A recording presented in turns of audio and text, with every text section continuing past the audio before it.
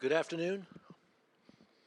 I'd like to thank everyone for coming today to another Atlantic Council event on the very key question of reform in Ukraine. I'm not going to bore you by discussing the subject, but we've got some true experts ready to do that for you or with you. I'm delighted to introduce to you today Olena Bilan and Mike Duane. You have their bios, so I'm not going to read them to you. Let me just make the brief point that they are young folks committed to reform in Ukraine, deeply knowledgeable about the financial and economic system, what the problems are, and enthusiastic about putting out publicly what is happening that is positive and what needs to be done. And I went to Ukraine for the first time in almost a dozen years in June of 2014 and met across the spectrum, but with young reformers, to make the point that there's a natural convergence of interest between the reformers in Ukraine and the well-wishers of Ukraine in the West. And they've got to work together to nudge the most powerful people in Ukraine to move in the right direction. And today is part of that process. And the report that they will deliver to you is part of that process.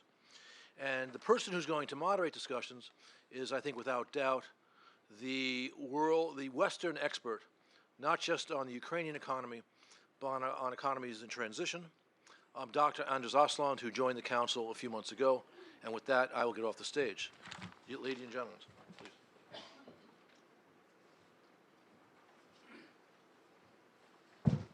Sorry, Anders Aslund. Let me just introduce Olena Bilan. I should say that Olena writes for Dragon Capital, the best macroeconomic reports that you can find about Ukraine. Once a month she comes out, and this is what I usually rely upon, what it is. So here you have her in person. Thank you.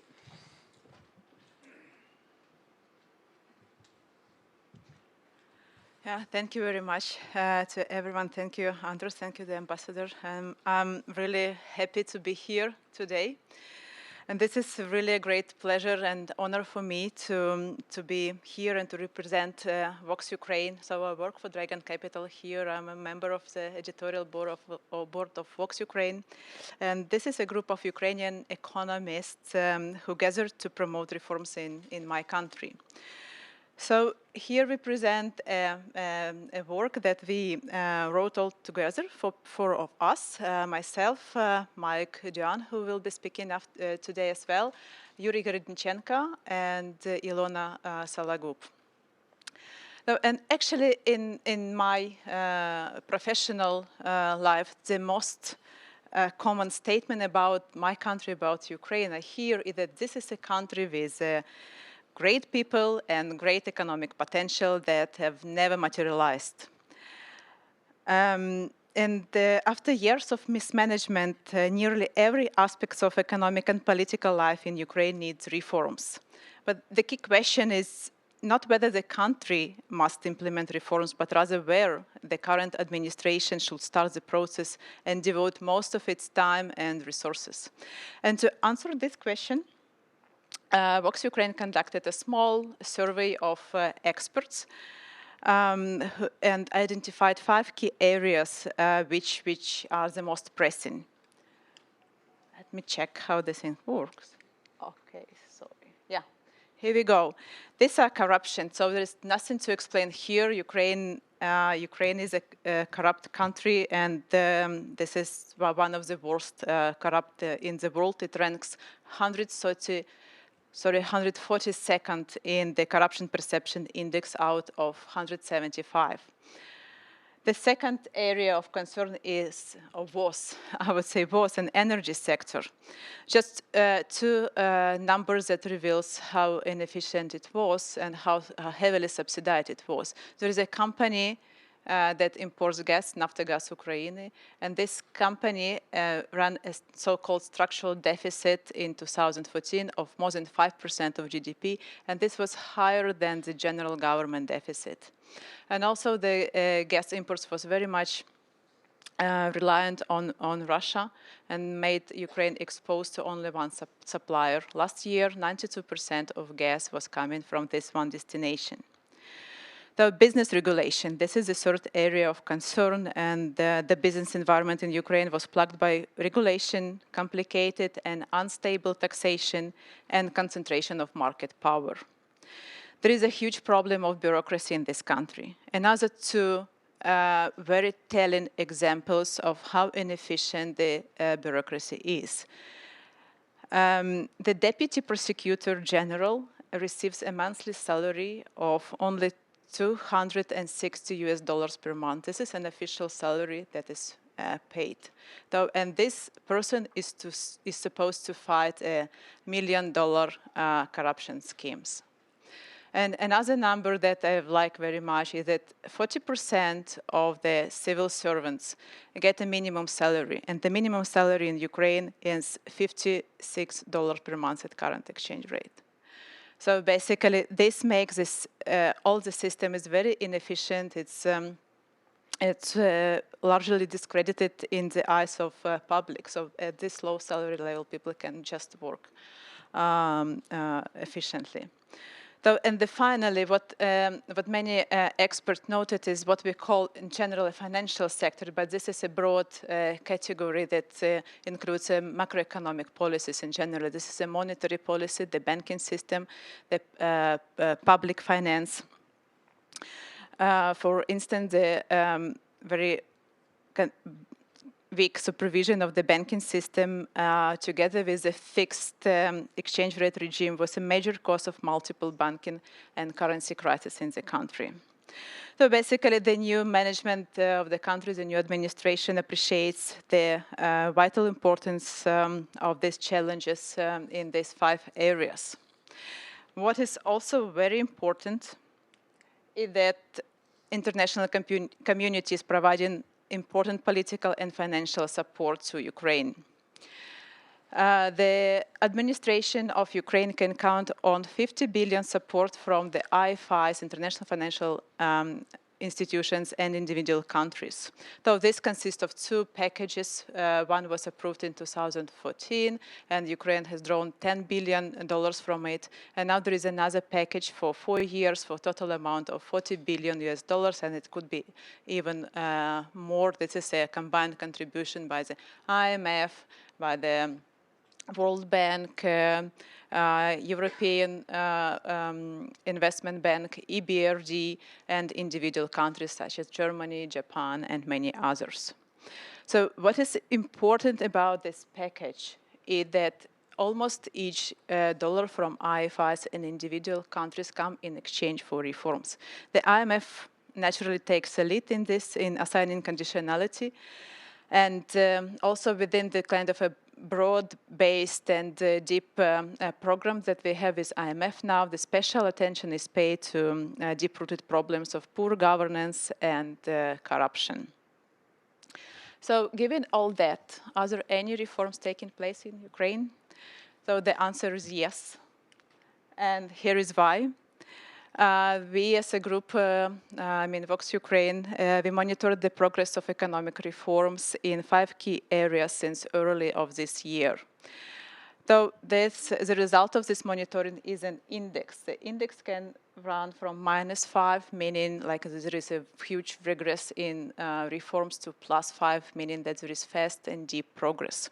So it's done on a bi-weekly basis by a pool of more than 30 experts and partner institutions. So each 2 weeks, these people assess the legislation that is being approved and give their general assessment of what's going on, how quickly and how deeply the reforms are going on. And you see that for the whole monitoring period, there were not a single week where there were no reforms. But the only problem that they are moving quite slowly. So we kind of assume that an acceptable pace of reforms should be an index number of above 2, and we had only several periods like this, and this is mostly thanks to legislation that was required by the international financial organizations. So the experts also based on experts' assessment, there were several very important steps forward that I would like to list here. The biggest score was assigned to 285% gas tariff hike. The reason for this is that it's not just, just an increase in prices as many countries do. The reason for that is that it was a measure to cut inefficiency in the energy sector, improve public finance, and also to reduce corruption opportunities in this sector, which the low gas price offered. So another important legislation that was approved concerned the banking system. This actually, there were several laws that facilitated the cleanup of the system and increased liability of bank owners. Basically, before this legislation was approved, it was impossible to punish an owner of a bank or a manager of a bank who mismanaged the institution and basically made it bankrupt. Now this is possible, and the banking system cleaning is going on. We will discuss it later today. So there is another very important development in the energy market. This is a new gas market law that is in line with the European standards, and basically the main task that it does, it demonopolizes the market. There were several regulations in business environment, several steps to deregulate the business environment and increase transparency of public procurement. And also a big achievement was a new patrol police. And at this stage, I would like to pass the floor to my colleague, Mike Duane, who will tell you a little bit more about what's going on in the anti-corruption campaign. Thank you.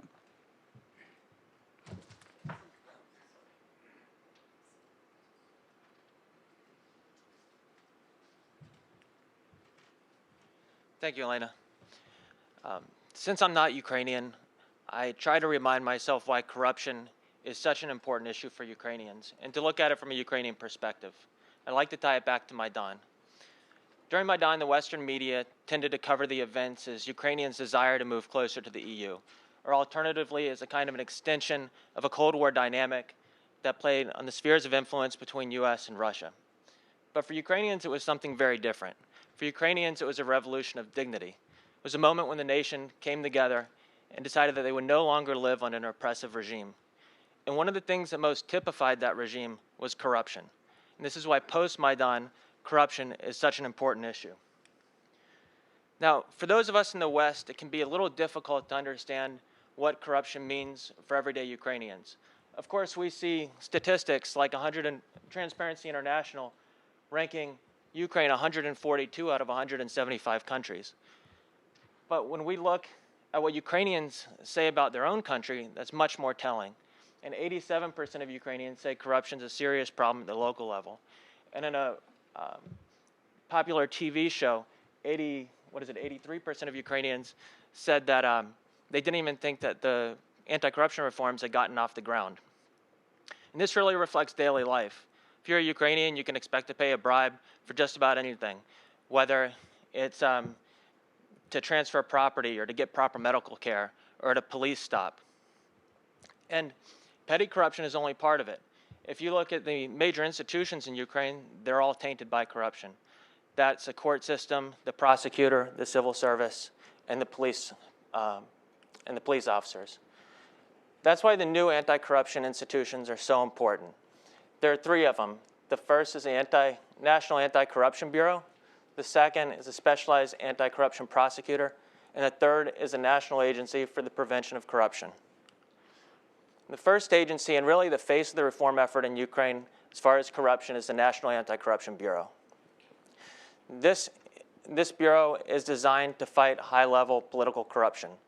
And it's unique not only in its mission, but because it's the first of its kind agency in Ukraine. It was established with a clear and transparent process that was open to the public.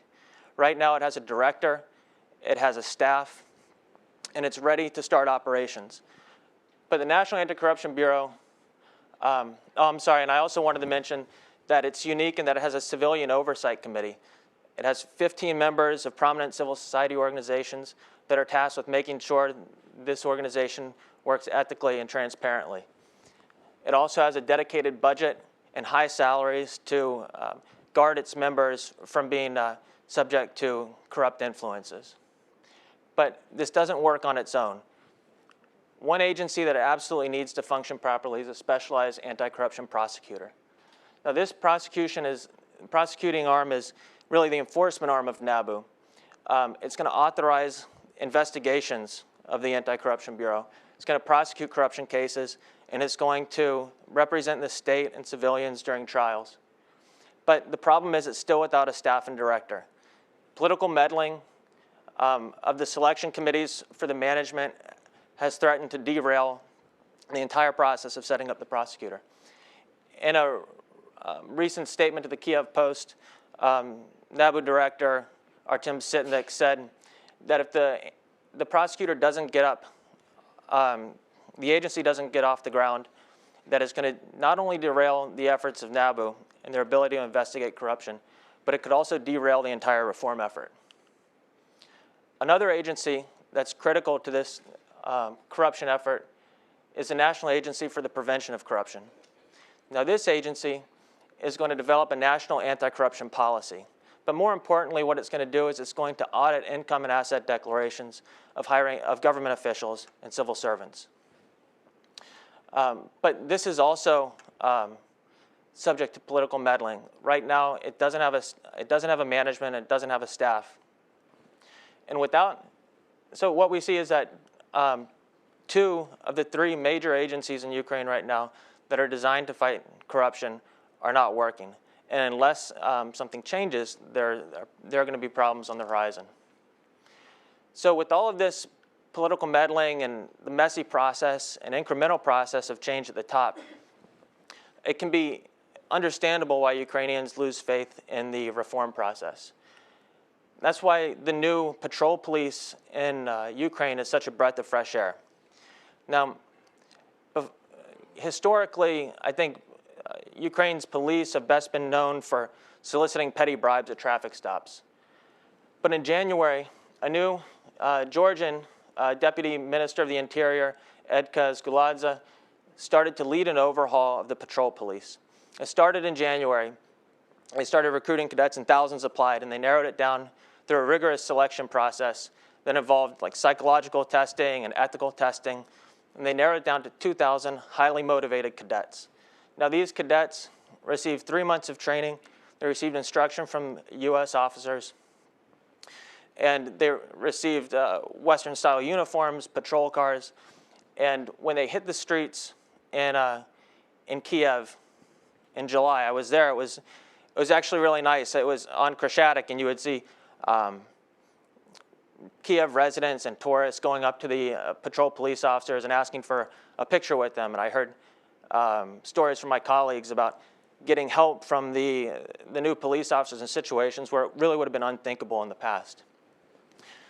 The success of this effort really acted as a springboard to expand the patrol police model to other cities in Ukraine.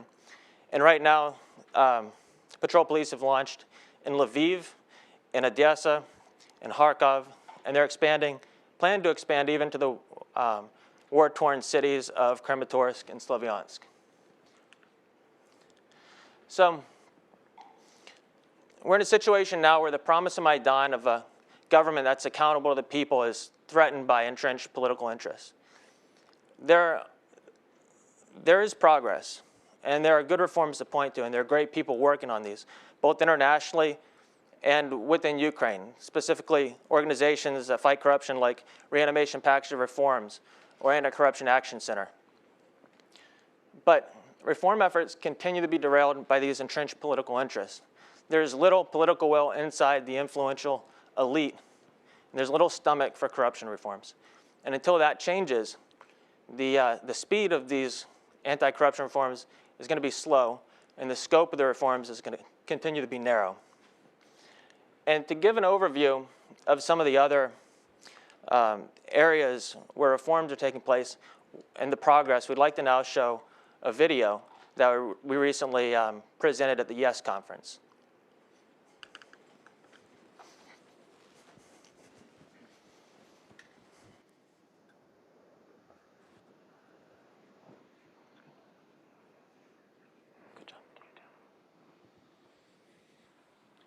so go up and sit down here. Yeah.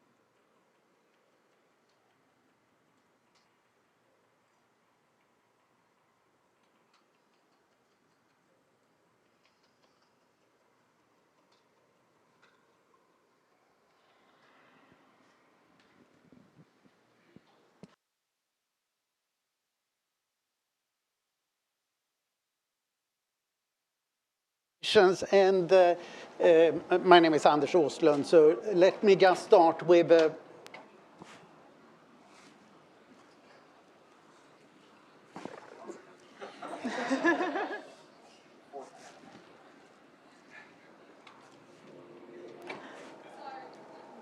Thank you. Yeah, so let me just first comment a little bit upon the presentation. And I'll focus on both of the presentations. First, I think it's very important what Olena said here. The reforms that have been undertaken have been very substantial. Been more than 400 reform laws. And I would say that the most important reforms are first of all in the energy area, because energy was always the big area of corruption. Now the energy prices are up to half of the cost recovery level, rather than being down at 1/8 before.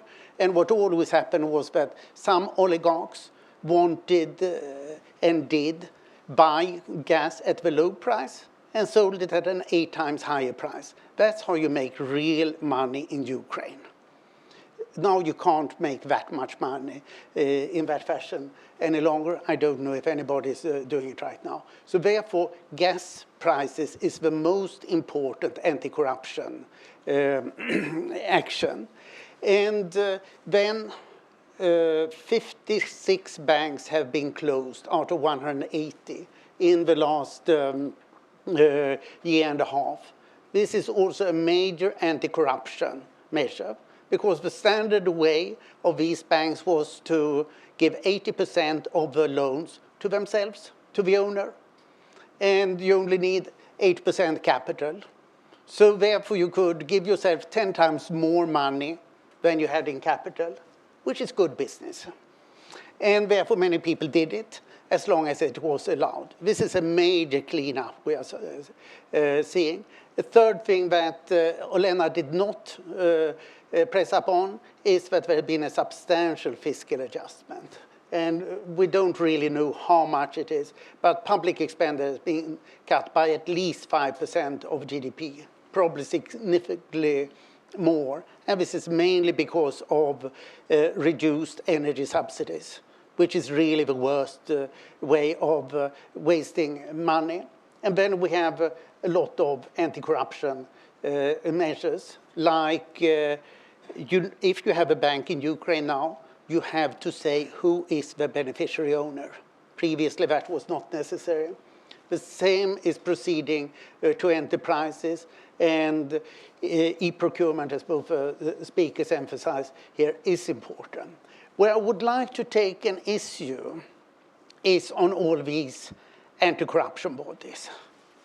As Mike quite well pointed out, nothing is really functioning. This is very much caused by Western donors insisting on these anti-corruption bodies being created. But look up on the numbers. Here you're supposed to have one big anti-corruption prosecutor. Sorry, Ukraine has 18,000 prosecutors who are all solidly, pervasively corrupt. There might be the odd honest prosecutor among them, but this is the real force of corruption in Ukraine. And let me quote from a speech that Ambassador Pyatt, the US ambassador to Kiev, gave on the 24th in Odessa. I quote, "There is one glaring problem that threatens all the good work being done in Ukraine. That obstacle is the failure of the institution of the Prosecutor General of Ukraine to successfully fight internal corruption. Rather than supporting Ukraine's reforms and working to root out corruption, corrupt actors within the Prosecutor General's office are making things worse by openly and aggressively undermining reform." I applaud these words by Ambassador Pyatt. This is the key.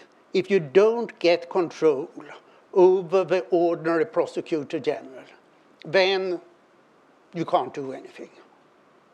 And the other problem is 10,000 judges, also perceived as pervasively corrupt. There have been attempts to sort them out, but they are by and large protected by the Constitution. It's very difficult to change judges, and if some are being changed, other corrupt judges make sure that the others are reinstituted. So what do you do? The Ukrainians understand these problems, unlike the West, and they proposed last year a law on lustration, which was adopted on the 16th of September. I happened to be in Kiev outside the parliament that day, and there were big demonstrations in favor of lustration. So the parliamentarians felt the pressure so strong that they adopted it. And the president signed it just before the deadline. The problem is that 800 people have been lustrated. Far too few. And the West doesn't understand this. There is something called the Council of Europe, which is supposed to impose Western legal standards. And you know, in the West, we don't have collective justice. We only have individual justice. And lustration is perceived as collective justice. My view is you can't have individual justice before you have got cleaned out the top of these institutions. So I'm strongly in favor of lustration as much of Ukrainian civil society. So we have to clean up these two institutions, the Prosecutor General Office and the courts. Otherwise, all these other efforts, as the Ukrainians who rightly point out, don't work. And I very much liked here how you show that people do not perceive that corruption has been reduced. If you ask businessmen, we were at this YES conference in Kiev 2 weeks ago. What businessmen say is that there is as much corruption as before, but it's more disorganized. Now we don't know whom we are supposed to pay. So it's not the sense that anything is easier, but it's more complicated. And I think this is what is essential. And just a word on these cute patrol police. There are 2,000 of them. There are more than 150,000 people working in the police ministry, the Ministry of Interior. And these patrol police are at the lowest level. When I saw them now in Kiev, I see 2 of these new patrol police, 2 of the old traffic police, and then 2 of the other police standing there at a suitable distance from one another, watching one another, so that nobody does any useful work. I was not impressed.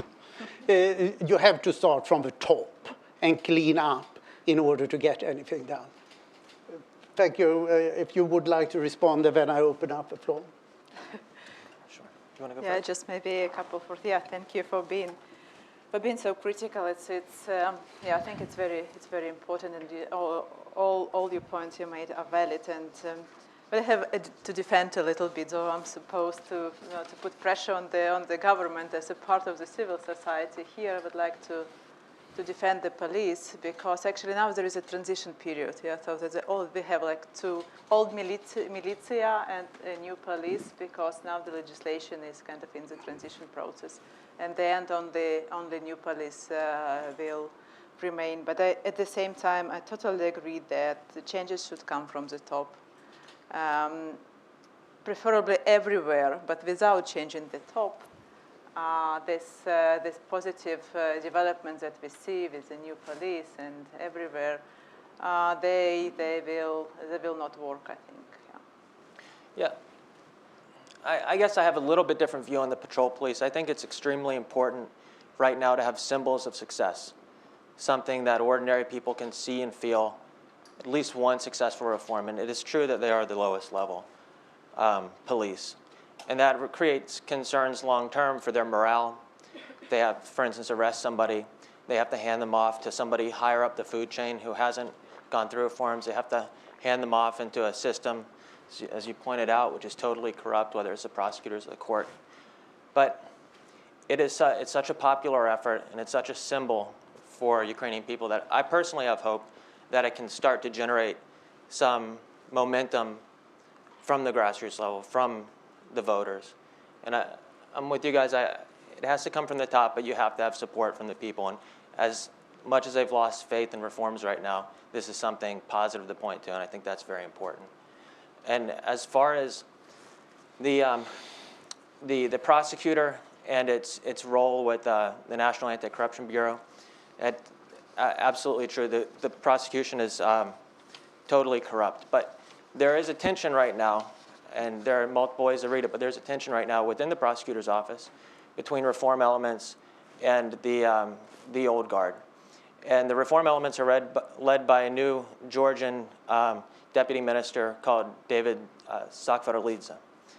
And this summer, for instance, there was a high-profile case where he arrested 2 prosecutors that had been caught in a sting accepting large bribes. And the prosecutor general and his allies tried to intervene.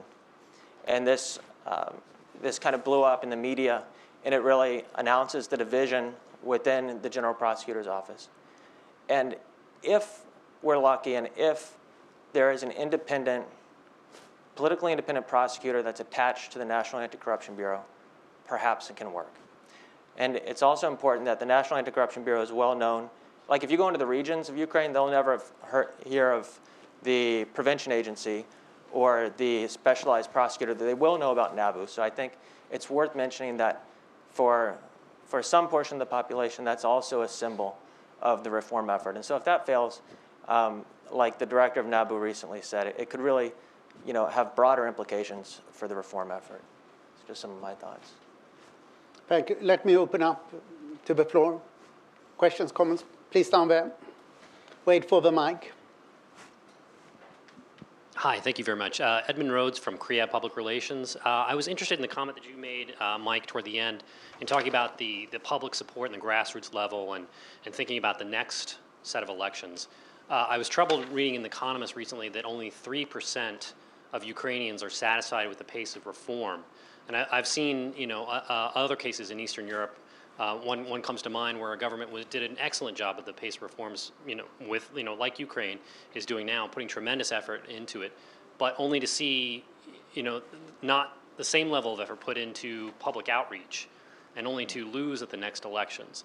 I was wondering if you could say something about, what you see on the ground, the effort that is being put in by the government to manage public expectations, to communicate about what exactly they're doing in terms of the reforms. And if there's any of we saw some of the finances that are going in, is any of that going to help the government's capacity? Is the capacity there? Do they have the capacity to communicate in that manner? If you could say a little bit about that. Thank you. Let me add to that. Is it substance or presentation and communication that is easier? Sure. Well, I will say that it's hard for me to speak, I guess, to the since I'm not Ukrainian, the general perception of Ukrainian. But what I can say is that what I see is that they don't do a very good job of presenting the reform effort. And what's presented, I think, is by necessity, it's not substance, because generally PR campaigns aren't about substance, they're about image. What I think is important is, I think what's realistic is for civil society to act as the government's mouthpiece on this. They're trusted. They have local standing, but they don't have the, I guess, the infrastructure in their organizations, or necessarily the expertise, I think, to get out the message that reforms are happening and to talk about the reforms they're doing. I think that's a weak point. And the effort would probably be well served if more focus was put on presentation. And again, whether that's substance or image, to me, it doesn't make much difference. I think you need to explain generally what's going on and show, give the public some kind of grasp and some kind of hope in the reform effort. I hope that answers the question. Can I add a little bit? Oh, please, yeah. a local. What I see that the communication was really a disaster in the very beginning. And there is a plausible explanation because half of the government are technocrats who used to work in business, and they were not supposed to communicate. When I talked to the finance minister, she's really doing a very good job in terms of fiscal consolidation and debt restructuring and everything. Now the tax reform that they're preparing, and she said, I used to do something and then report the results. I'm not used to explain to people that I have to do something, and that was in the beginning. Now it is changing, and I see it changing. The new people who came to the government are changing in this respect. We have a deputy minister of the economy who is in charge of this electronic public procurement, a very big deal. Now they run this e-pilot project in public procurement. A very, very small one where only several organizations, the ministries, and some others participate. And they managed to save a huge amount of money already. Like the latest that I heard from them was 300 million hryvnias. So this you have to divide by 20 approximately. So, and now, he was very silent in the very beginning. Now he's everywhere, on Facebook, on Twitter, on each TV channel, advocating and showing what has been done and what needs to be done. So I think it's improving, though, and it's proven in quite quickly because as people learn how to do it. But at the same time, the problem is that population doesn't believe to words only. These words needs to be supported by real actions, and this is especially important when we are talking about corruption. The prime minister talking about, okay, we are fighting corruption, and then people see that nothing changes on the streets. This is really not a proper way of doing this. Yeah, there's never anybody who's defending corruption. Colin Cleary, U.S. Institute of Peace. Hi, thanks.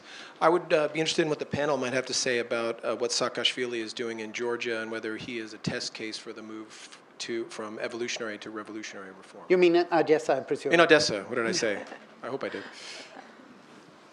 Please.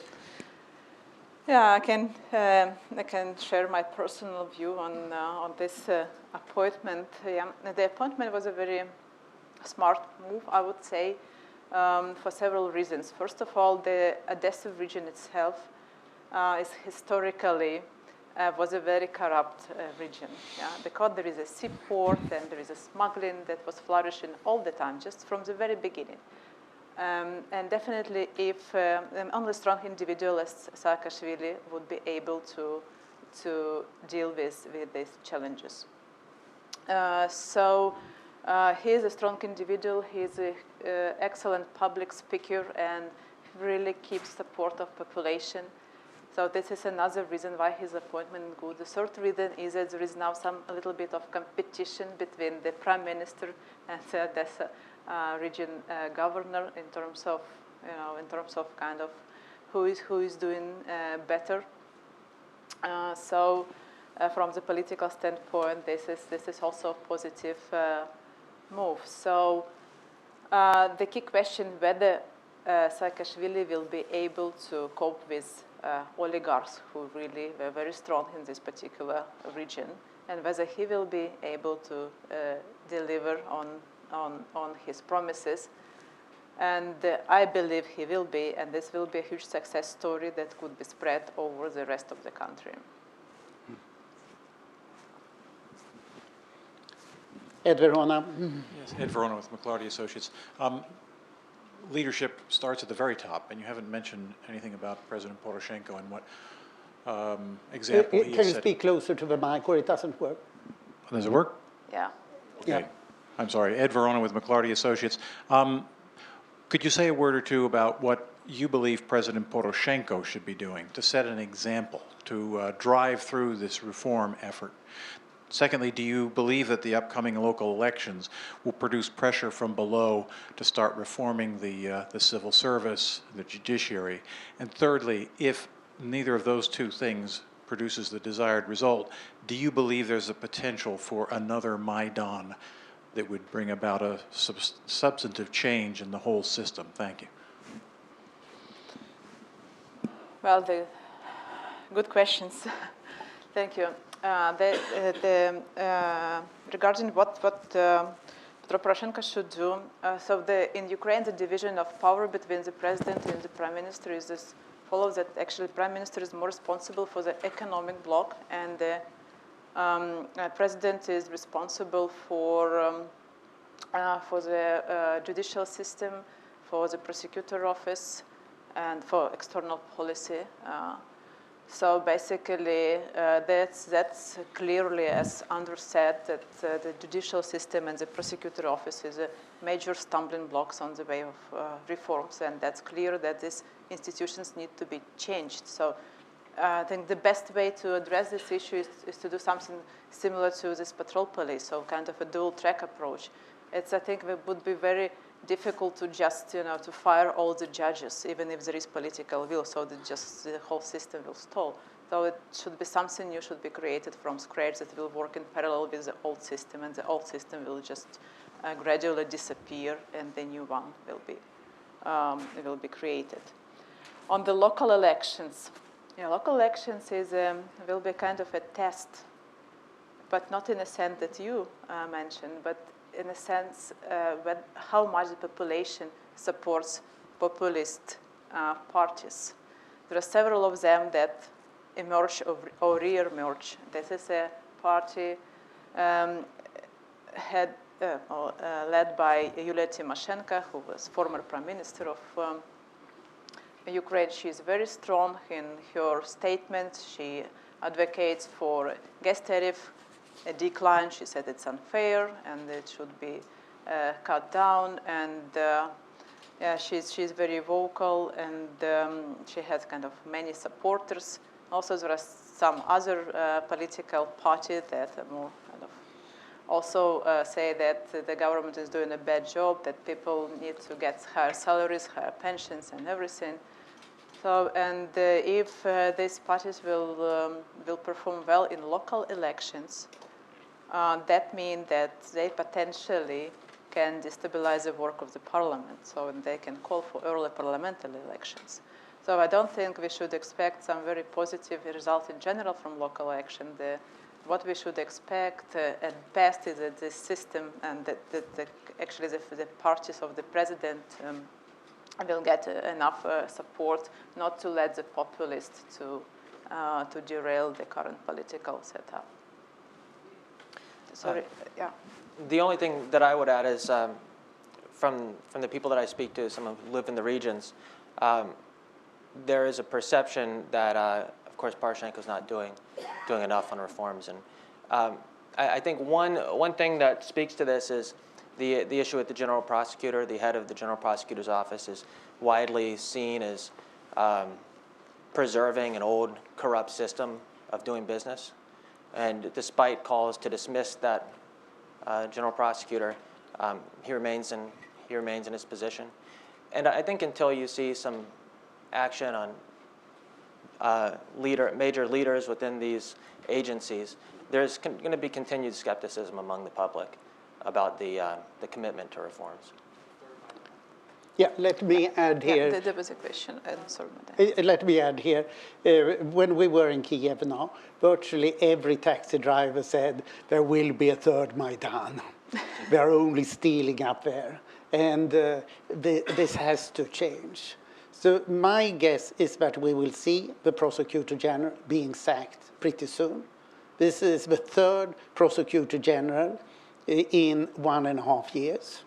And you mentioned this incident when his Georgian deputy was arrested because he broke into an office and arrested a corrupt top prosecutor in Kiev. And of course, you are not allowed to damage state property, which happened to be the door that he broke down. And that was more serious than that this prosecutor had, was it $500,000 in cash in his office. which did not quite belong there. So I think that the prosecutor general will have to go. And then if 3 have been sacked in 1.5 years, the next prosecutor general will realize that if he doesn't behave decently, he will be sacked very soon again. So therefore, I think that the next prosecutor general will have to be much better. So I think that this is something positive that is likely to happen. And Ed, let me add to what Olena said about what Patriciu should do. He's now actively running his company still, Russian, and he should put it into a blind trust. This has repeatedly been put to him. He promised before he was elected that he would sell it. Obviously now it's not a good time to sell an enterprise, but he can put it into a blind trust. So this is something that I really think that donor countries should demand from the president, because this is not quite permissible. Yeah, just very short note to this. On third Maidan and the possibility of it, people are really getting more and more dissatisfied. That's why we call our brief that reforms should really speed up, because it's not, we don't have time for evolutionary reforms. We need quicker revolutionary reforms. But at the same time, many people are aware that we have a conflict with a big neighbor, northern neighbor. And this northern neighbor will be very happy to see any street protests and will be happy to fuel them and to change the management and administration in this country. That really prevents many from going on streets at the moment. Anna. My question is to Olena Bilan, and I just want to say that the reason I take liberty of speaking is because normally whatever Olena writes, I try to read and memorize by heart as close as possible because it's so brilliant. And here I heard something that is not about economics. You said that it is hard to sack all judges, I guess you said.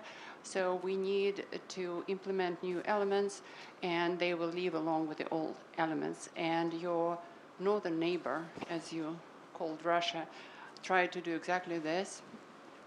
Beginning in 1992 and on, actually 91 even, and we know the result, right?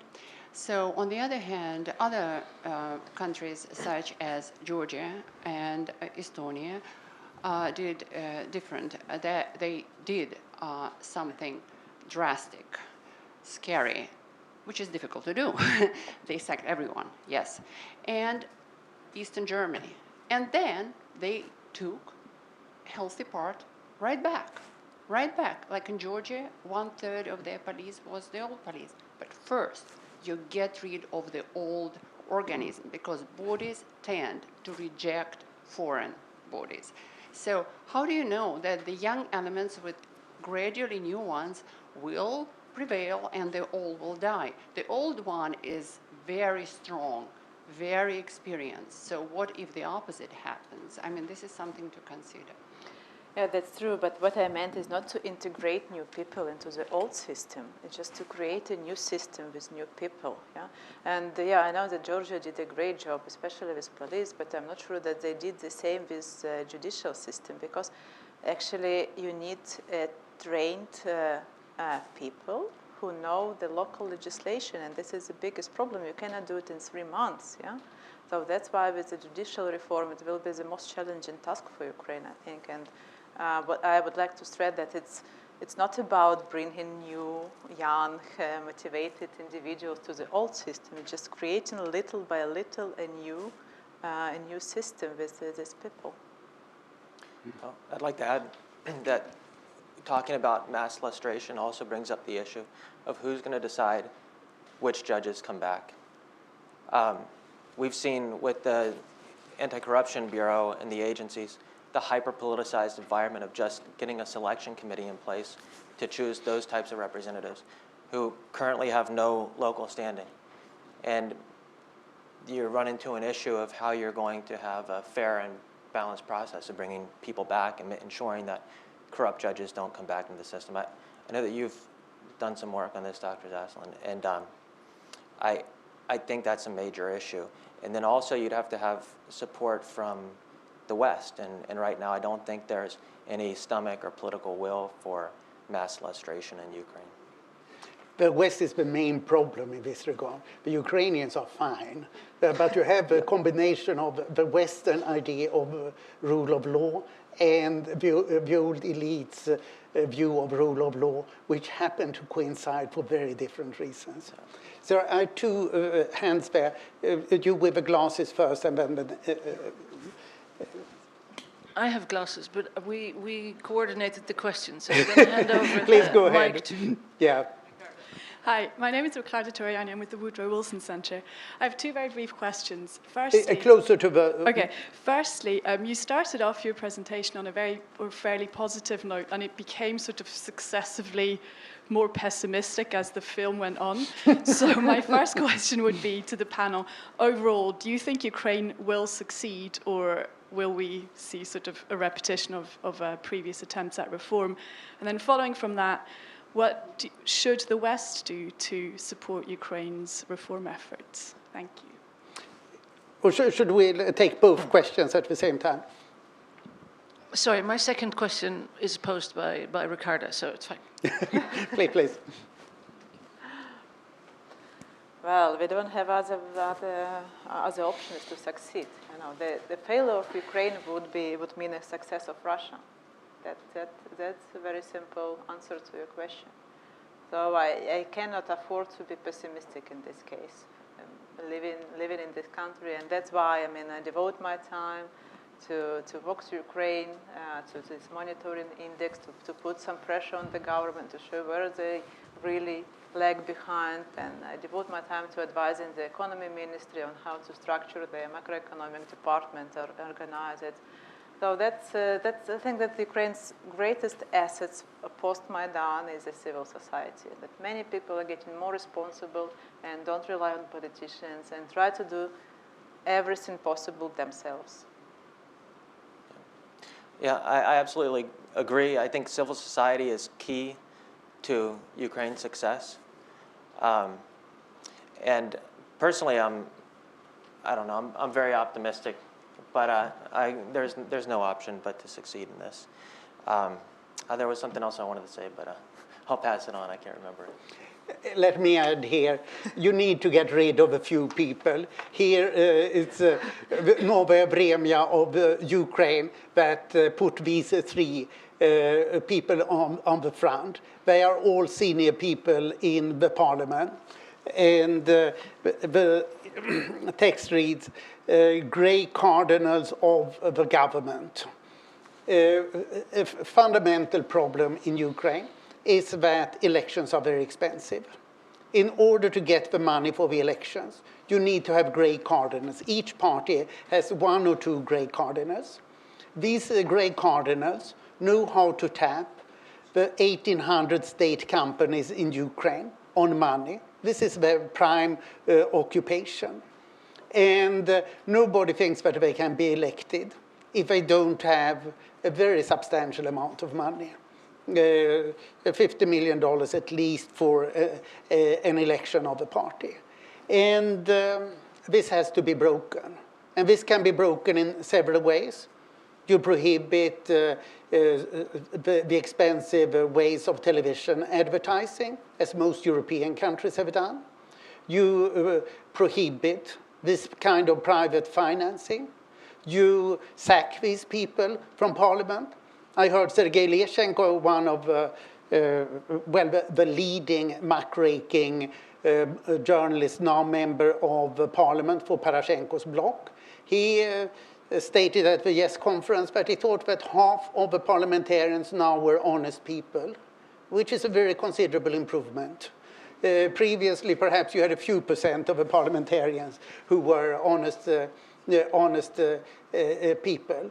And you need to privatize all these state companies. I would like to see virtually all, apart from, say, a few dozen enterprises, being virtually sold off for anything, because they cost the government the state more money than they give now. A state company is a way of tapping the government on money. So these are the things that need to be sorted out. And of course, sacking the prosecutor general and the judges.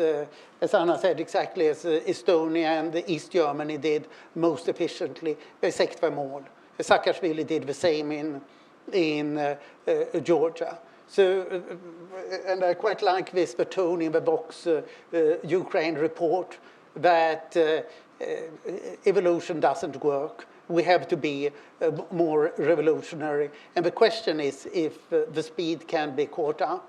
And I'm basically optimistic. But you can see as a litmus test, is the prosecutor general sacked within 2 months? Then we have reason to be optimistic. If not, that's a serious problem.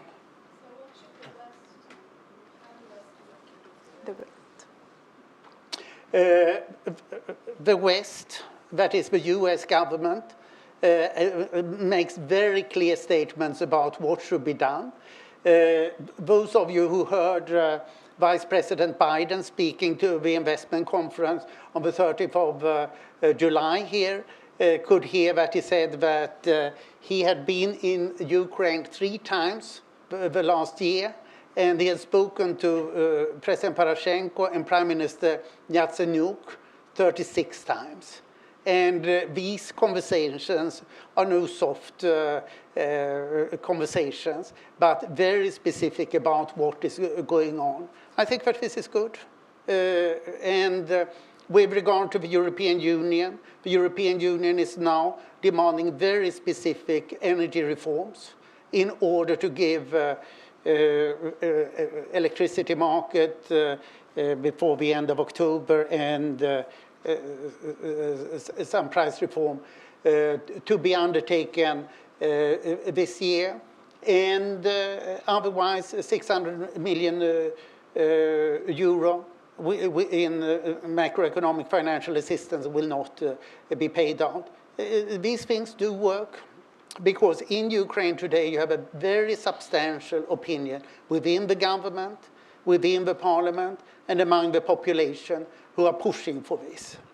You can't force a government to do reforms against its will, but you can force a divided government to do what the better part of the government wants to do. Just keep financing and keep pressure. That would be my answer. Yeah. And not relax any of this. And also keep pressure on Russia as well in terms of sanctions and everything, because, well, if there is another huge escalation of the conflict, definitely it will be very difficult to continue or to speed up the reforms, because resources will be just attracted towards fighting with Russia. I should add here also swap credits. A critical weakness of the Ukrainian economy is that the reserves are too small, just over $13 billion. The IMF think that they ought to be at least $70 million, 3 months of imports. I think that they should be rather $20 billion at a minimum. Without that, you can't liberalize foreign exchange so that it becomes possible to pursue normal foreign trade. Because right now Ukraine has draconian currency regulations in order not to run out of reserves. Sweden just gave $500 million in a swap credit note, $500 million. 2 other European central banks are now preparing to give swap credits. I would like to see more of it. The advantage of these swap credits is that they go to the central bank to reinforce the reserves. And this is a way of financing that involves minimum risks. Since they are short-term, the money essentially stays in the foreign capitals. So I would like to see several $billion of this as the next. I have 2 more people here, 2 more hands, and I think we'll stop with that. Please, you first. Yeah, microphone there. Steve Landy, Manchester Trade. I came here to learn and not to know much, and I think I learned a lot, and thank you. But what I don't understand, and we do a lot of work in Africa, a lot of work in China, is that, at least for many of us, stability is what you need. And it's true, you could get stability in the perfect world by cleaning up a system and designing it. Also, you get stability by having a strong man, and the strong man eventually knows how to lead power correctly and so on, etc. And the only thing I see in Ukraine is nothing but service and chaos.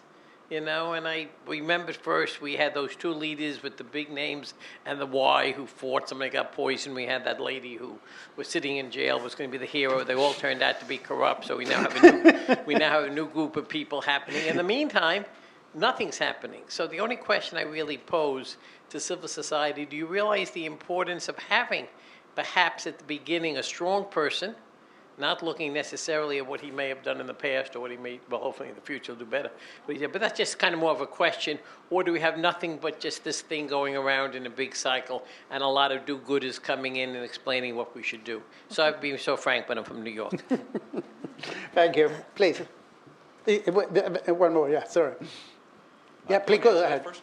No, go ahead. Okay.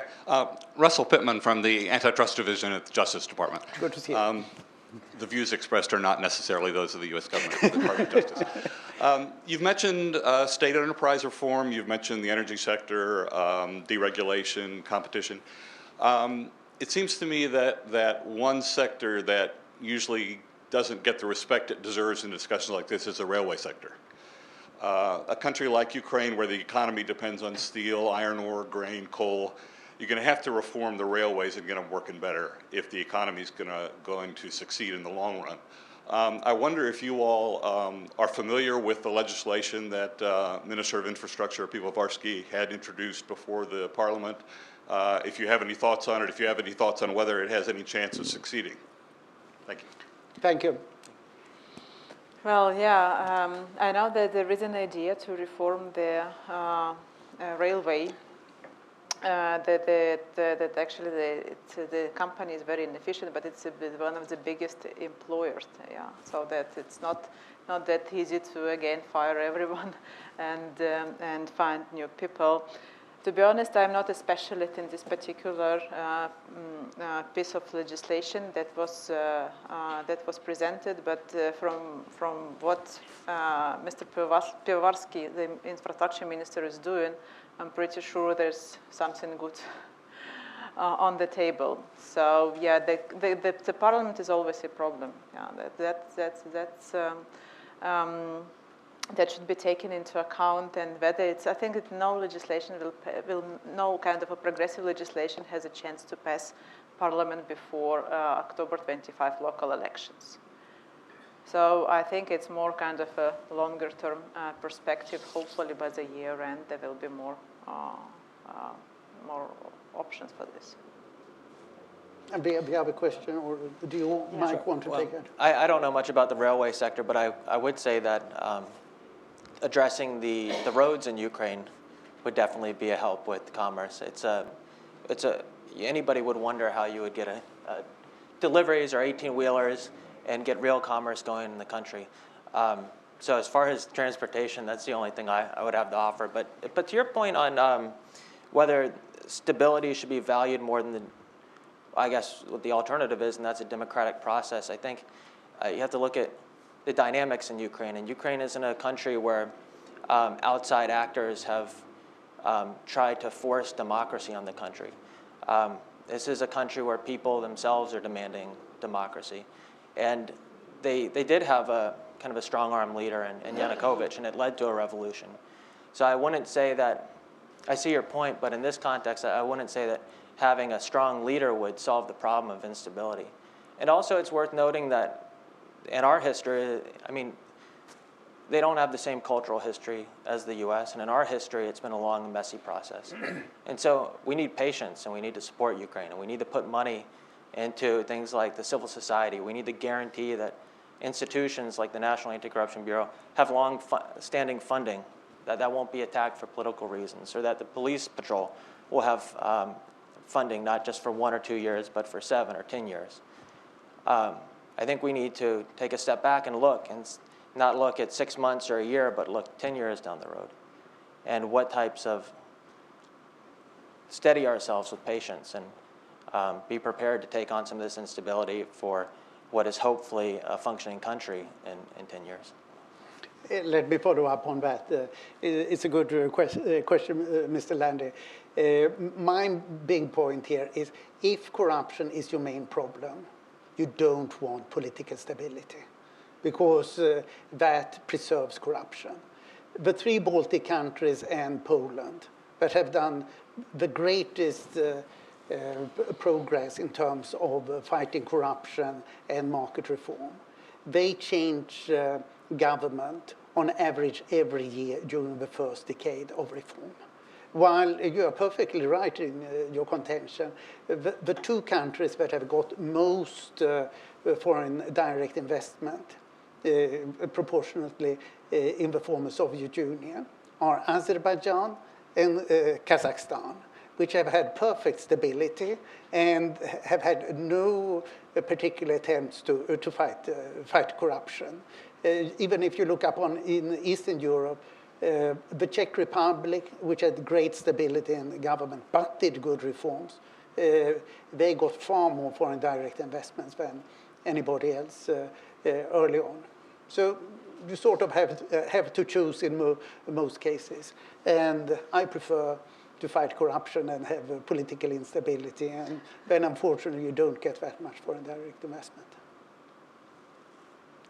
Any last question? One question, Ben. Thank you. My name is Schneider. I'm from the Institute of International Finance here in Washington. And I have 2 questions. One is economic, and the other one is more about the governance in Ukraine. The economic, we've been talking about how difficult actually is to reform Ukraine. I'll start with democratic and I will go to economic in a second. So we are talking about how difficult it is to reform Ukraine. And sometimes what escapes our attention is how big the country is. It's a country which is bigger than France. And what do you think about the recent notions to decentralize Ukraine, to have a governance more diversified among regions? Is it a threat for reforms or is it a hope for reform? When we go to Kiev, we speak to people. Sometimes what we hear is that it's too difficult to reform from Kiev. We have to have more power to regions.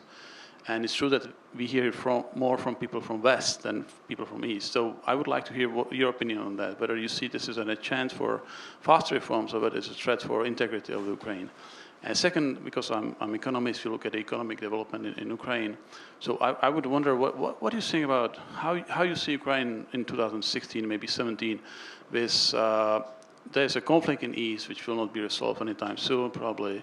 The capital controls are still very pervasive. The fiscal situation is very difficult. There is so far little foreign investment.